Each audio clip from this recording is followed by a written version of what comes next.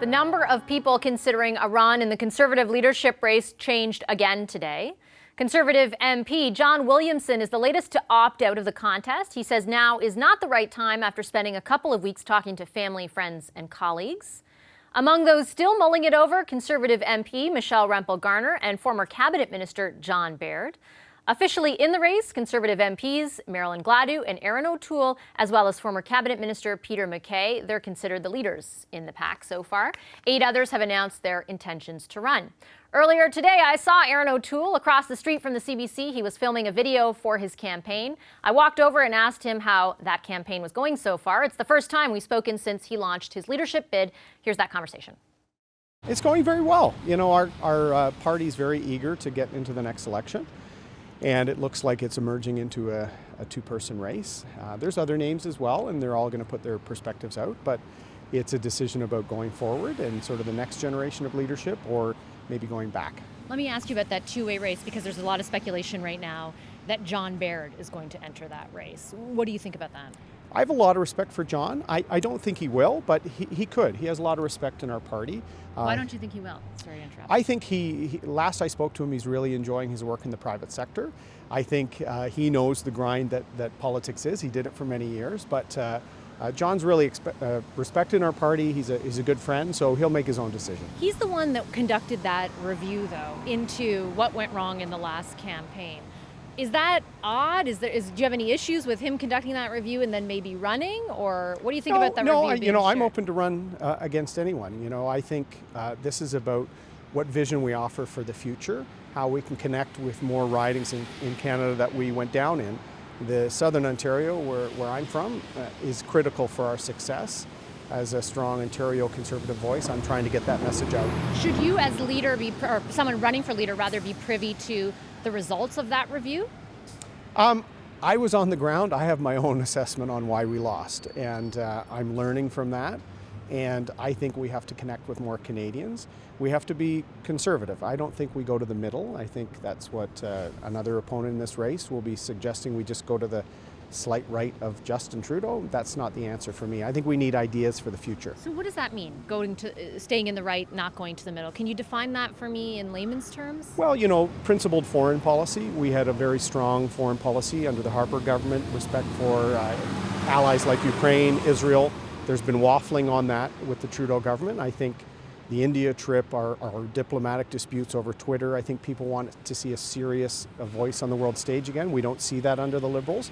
Our economy is now not competitive. We see protests stopping resource development. We see. How would you deal with that, though? You have to enforce court injunctions. We have. But they are. The RCMP is right now, right? That's the issue. Now they're shutting down. But when I see people with a hashtag of Shut Down Canada and signs calling the RCMP apartheid, there is a total disconnect with some people who feel that they can take protests to a stage of actual stopping people from working, stopping court orders. That's very disruptive, and I don't think the Trudeau government has any plan to deal with it. I guess I wonder, though, what would a Conservative government do differently? I mean, they're saying, yes, you have the Liberals, from what I can see, are saying, yes, you have the right to protest, but companies and the proponents of this project also have the right to get an injunction from the courts, and then the RCMP should enforce that injunction.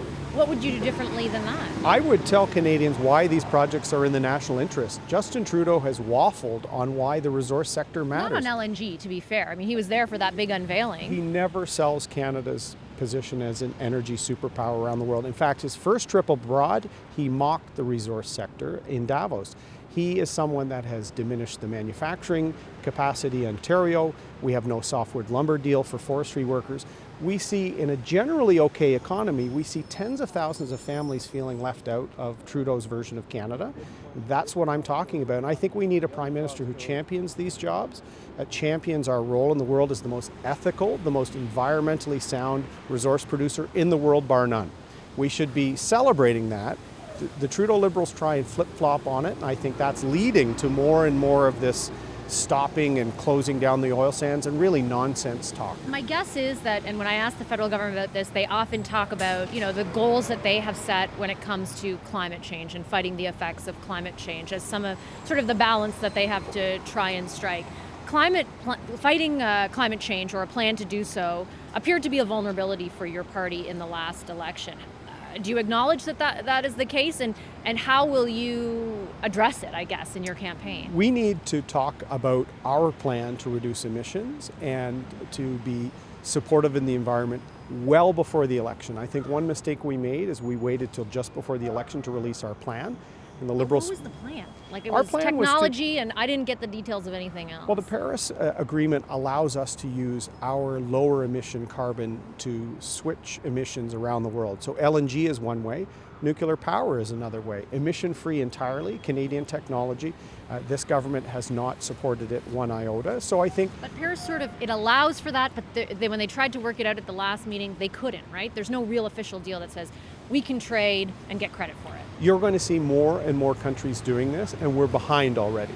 And this sort of work stoppage and what we see now, chaos out there with no direction from the federal government, is going to have us even further behind.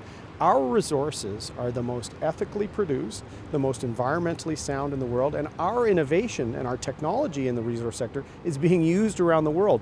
This government doesn't seem to celebrate that. I think we have to do that as Canadians. I mean, they also have to contend with the fact that the oil sands emits a lot of carbon.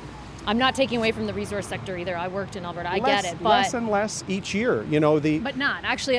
Overall, the emissions are going up since 2016. I take your point about intensity to a certain degree. The Frontier project, which is critical for the future of Canada, and if this government waffles on this, you will see even more serious divisions in this country, because we have a Prime Minister who won't stand up for economic opportunity for literally hundreds of thousands, if not millions of people. That project, which has First Nation alignment, which has emission and exposure in line with any other conventional development, really should be about showing confidence in our sector. We don't see that with this government. We see multiple bills through the House, 69, 48 in the last Parliament. We see a Prime Minister who doesn't champion this.